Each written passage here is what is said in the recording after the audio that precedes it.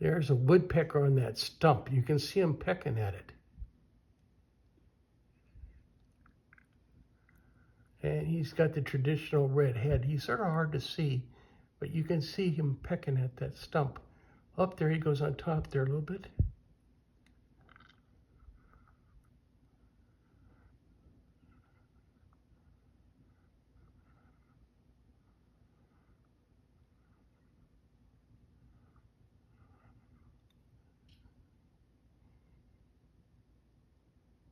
That stump was taken down, that tree was taken down years ago.